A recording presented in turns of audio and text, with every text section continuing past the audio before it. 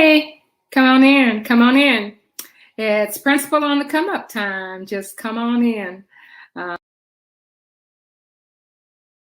To welcome all of our new members of Principal on the Come Up so that you can see exactly what we're doing and so that you can take part in all the things that we are learning here on Principals on the Come Up, our Facebook group.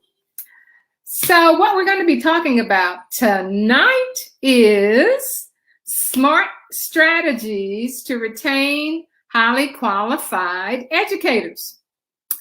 This is a follow-up to last week. Hey, Anthony.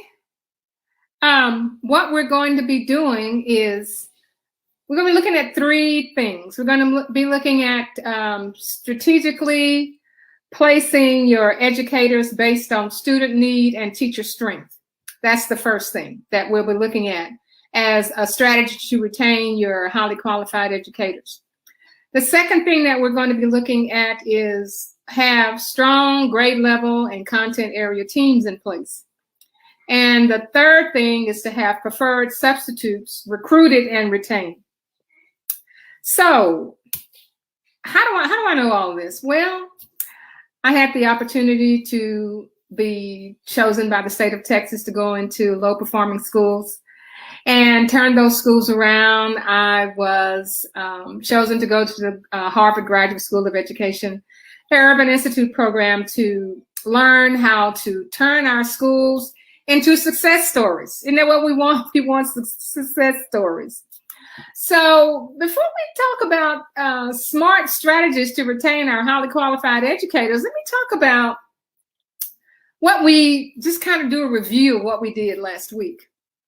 So last week we were talking about recruiting. We were talking about recruiting, selecting, assigning, have an induction process, and retaining your staff.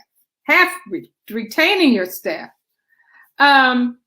So what we are concerned about and what is so concerning to me is that the topic that really touched everybody last week was the permanent substitutes. All right, so let's just do a quick review now on those permanent substitute issues, because we were talking about recruiting highly qualified teachers.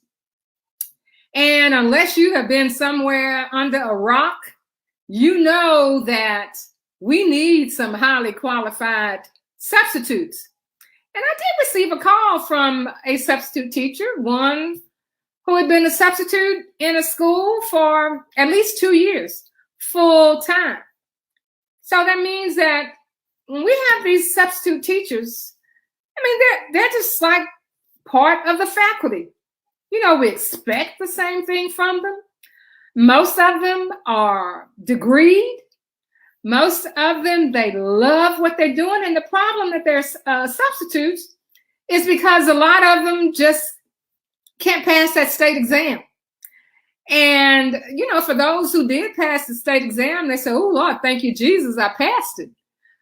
But, you know, everybody can't pass that test, but they love teaching. So you are a teacher, you are a principal, assistant principal in a school that is an urban school, a school of color, a school that has low test scores. It's hard for you to get teachers to want to come there. That's just the way it is.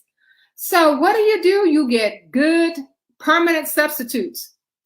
So all I want to emphasize today is treat those substitutes with respect.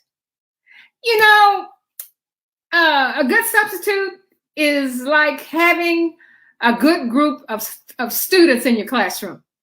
You remember those good group of students? You remember all the good ones? No, you don't. You do not remember the good ones. You remember the ones that cut up. You remember the ones you had to write referrals for. A good substitute is like those little quiet ones. They come in, they take care of their business, they know what to do, they're there on time, they check out on time. Some of them put in extra time, and they don't get paid for it. They're not under contract. They don't get any benefits. If they don't show up, guess what? They don't get paid. You know, unlike, you know, a regular substitute, a regular teacher, if they don't show up, they have their sick leave, or they have other kind of benefits that will cover their pay. And remember, permanent substitutes, they don't get paid that much, but they love what they do. They go the extra mile. So what I'm saying to you, as I said last week, look for your permanent substitutes. Take care of those permanent substitutes. If you know that you have a subject area, for example, if it's science and you know it's very hard to find science teachers, and you have put a permanent substitute in that spot, I'm telling you, keep that permanent substitute in the loop. Let them know that you are required by law to interview for the position if you get anybody who's interested in that position. But let them know on a orderly basis how things are coming, because they have a life too. They have bills to pay as well. But if they know that they can depend on you to think about them and have them in that spot, then that's what you need to do. I've heard stories of some permanent substitutes being in position for 5 years, some 8 years, 10 years. That's right. That's right. They have taught everything in the school. They have done any type of job that the principal wanted them to do. They could be dependent upon. They understood the school culture, the school climate. They understood the vision, the mission, the core values.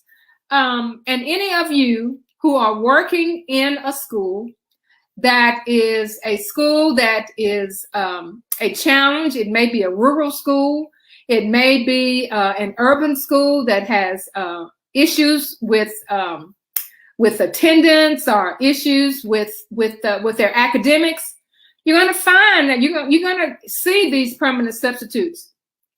So I just can't say enough how important it is for you to be able to recruit and to retain your permanent substitute teachers.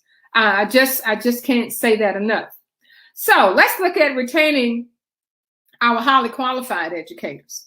So how are you going to retain your highly qualified educators? You say, well, how can I do that? I can feed them. I can give them gifts. What can I do? I can give them certificates, say nice things about them.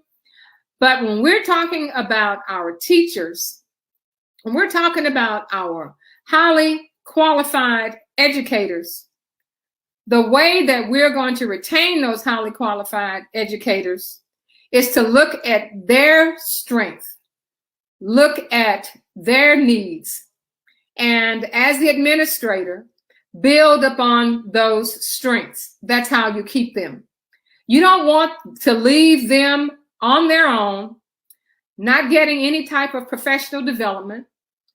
We want to make sure that we are strategically placing those educators based on student need and teacher strength. So, as I said before, if you have a teacher who is teaching 8th grade social studies, and that teacher is a good teacher, but her academic results are just not showing that she's just great at teaching 8th grade, even though she is fully certified, she has lots of experience, but you see that it's just not happening. Move that teacher down to the 6th grade. You say, wait a minute, how can I move that teacher down to the 6th grade? When I just hired her last year, I let her stay there all year, and now here it is. We're in the ending of the first semester, and it's the beginning of the second semester. Now I'm going to move her to 6th grade. That's exactly what I'm saying. Call her in. And what I always say is build them up before you let them down. Talk about all of the good things. And I mean, be sincere about talking about all of the good things that you have observed with this teacher. And then tell her that you think that it's a good idea for you to move her down to 6th grade for this school year, and then build her up, then build him up. That's how you are going to retain your highly qualified educators. The second thing that you need to do in order to retain your highly qualified educators, you should have a strong grade level and content area teams placed. Now, what are grade level and content area teams? Well, your grade level, if you are in elementary school, you have your 2nd grade, 3rd grade team leaders. You have your content area team leaders. You have your math, your science, your social studies, your ELA. You have those team leaders. And you know, sometimes in our schools that are low performing, people end up being team leaders because there's nobody else left to be a team leader. This is the only one who hasn't left. And you have new people in there, or you have a substitute in there. And you still want to retain that highly qualified teacher. And lots of times, I mean, it's, you know, they become team leaders by default. You know that, you see that. And what you have to do is try to strengthen that person the best you can. Make sure that if there's any type of professional development, if there's any type of acknowledgement, make sure you do that acknowledgement. And what I have seen is that when you do that for even your team leaders who are not as strong as they should be, when they see that you are taking that interest in them, they will go the extra mile. And you will see that all of a sudden you have created a team leader that is strong. I had the example of that of a team leader who asked to go to a conference. And the conference, I believe, was, 2 or 3 days. And we, I signed off. The team looked at it and we signed off. And she went to the conference and she came back with some wonderful ideas about how to do instruction in the classroom. Wait just a minute. Let's see what Anthony is saying. Anthony says that oftentimes teachers don't respect substitutes, so it only stands to reason that the students won't either. Oh, good point. One show of disrespect is when teachers tell students that the work that was done in their absence will not go in the grade book. Students, therefore, do not feel compelled to do the work and subsequently waste class time acting foolishly. Well, that's your example right there. That's your example right there. We're going to have to support our substitute teachers. We can't just take our substitutes for granted. We have to support them. And I mean, it kind of rolls into another topic that we talked about, and that is students don't want to do the work unless they're going to get a grade for it in the grade book. That is just how we have brainwashed our students. That's just the way they do things. And on another issue, what we're talking about is, let's just work on where we can look at students' performance. So if that substitute teacher was able to teach something for the day and they checked for understanding and they found that the children were successful, then everybody will get a good grade for that day, and they can give it to the teacher and it can go into the teacher's grade book. Some students may get a good grade on that day and they never get a good grade otherwise, from a substitute teacher. So getting back to our content area team leaders. So you want a strong grade level and content area team leader in place. And you do everything you can to get that team leader strong. Because as we said, sometimes you have team leaders who are the only people left in that department, and they just automatically become the team leader because as the principal, because sometimes, we don't do our recruiting like we should. We have times when there's nobody to even interview for those positions. So the only one that's left becomes the team leader. You know that. So that is the way to retain your highly qualified educators. And another thing too, when you strengthen that grade level or that content area team leader, what you find is once you develop them, then they will start to go out and they will start recruiting for you. So when you have your selection process, then the next time it won't be so difficult. You'll have some choices. And the third thing, again, is, what I was saying is have preferred substitutes recruited and retained.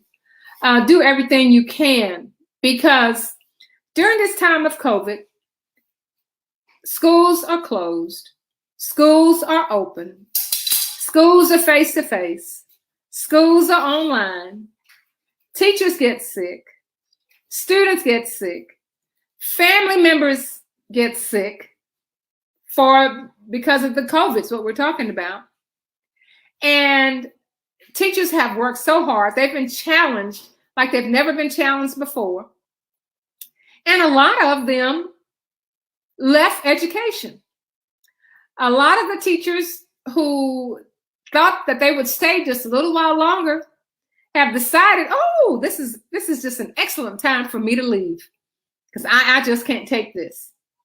And then you have principals who are out trying to find somebody. And who do you have? Your trusty substitute teacher. And I hate to keep harping on this, but I know from my experience, I haven't treated my substitute. I didn't know this. I learned this. How do I learn it? How do I learn it? I learned it through my mistakes. That's how I learned it. I learned that I ignored some substitute teachers. I took my substitute teachers for granted when I shouldn't have. But I learned fast. And if you are a quick study, if you're a quick learner, you do the same thing. Those substitute teachers who you honor and respect will go the extra mile. Give them their respect. Give them the support, and they will be there to support you. Especially now. Our children are in the point where there has been a loss of learning. And if you worked in our local farming schools, our children were already in the gap. Our children already had attendance problems. Now they're behind twice as far. Now we can't find them. We gave them everything. We gave them the tablet to use. We gave them access to Wi-Fi. Then we can't find them. We can't get their butts in the seats. It's hard. Yes, it is. It's hard. But guess what? We're going to learn some things from this situation. Where they say you take a lemon and you make lemonade out of it. That's what we're going to do. That's what we're going to do.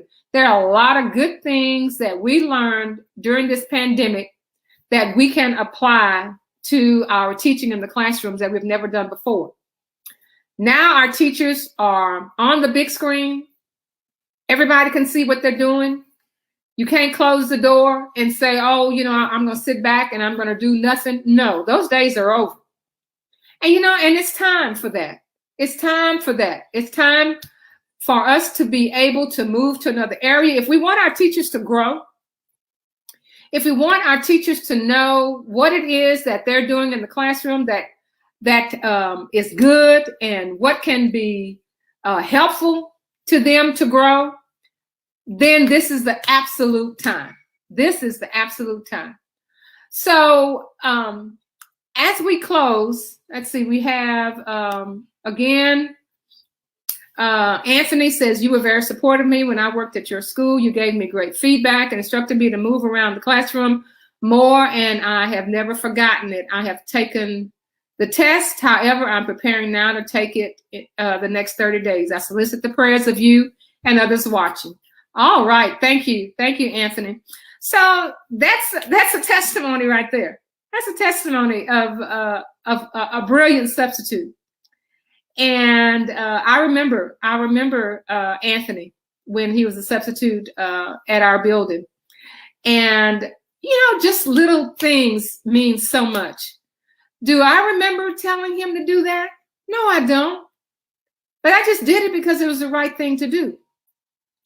When you see that somebody is interested in working at your school, they're interested in your children, they're not certified, and you don't know why they're not certified. You have no idea. They're working as permanent substitute teachers. They know what they're in for. And they're looking for your support. I mean, I know this is supposed to be a night to be talking about strategies to retain qualified educators, talking about certified and qualified educators. All of our educators are not certified. And you know that old saying, you can be qualified and not certified. And some of our substitute teachers really are qualified and not necessarily certified. So as we close our session for tonight, we're going to do a quick recap, and that is, we talked about smart strategies to retain highly qualified educators. And the first strategy is that we need to move them around based upon the student need and the teacher strength. Put them in the place that they need to be, not necessarily where you had a vacant position. The other way to retain your highly qualified people is the selection should be based on the demonstrated track record, on their student achievement, and also how they're able to work with adults. You have some people who just, they can work all day with the children, but the adults are always just another issue. And what you do there is just target their training and give them opportunities to facilitate, opportunities to present, opportunities to work within a team to get things done. And that's just building your leadership team there. And the third thing, in order to get your teachers to stay that are highly qualified, make sure you have a good practice for recruiting and retaining your substitute teachers. We want to say hello, Ms. Hendricks. Hey, how are you? So that's, if you heard anything here tonight that was good, there's a lot of people who need to hear this who are not hearing this. So hit your share button. Hit your like button. We're on Principals on the Come Up. We're on Facebook Live. We are on YouTube. So we're in all those places. So go to those places, do a like for me, do a share for me, so we can get the word out, because we want nothing but the best for our children. And if nobody can take the time, or people are afraid of their jobs, they know these things and they won't say it, or they don't know these things and keep, doing things backwards, somebody needs to be able to hear this, that share the information, share it on our Facebook group, Principals on the Come Up. We're going to have lots of things going on there. And continue to grow. So we'll see you again next Monday. Principals on the Come Up. We'll see you. Bye.